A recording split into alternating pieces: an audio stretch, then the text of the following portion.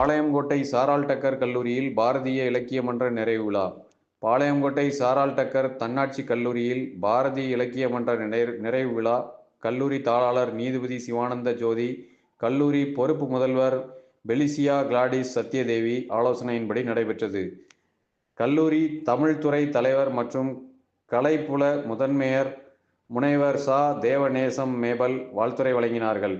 சிறப்பு விருந்தினராக சங்கர் மேல்நிலைப்பள்ளி தமிழ் ஆசிரியர் முனைவர் கவிஞர் கோ. கணபதி சுப்பிரமணியன் கலந்து கொண்டு இலக்கிய இன்பம் என்ற தலைப்பில் சிறப்புரையாற்றினார்.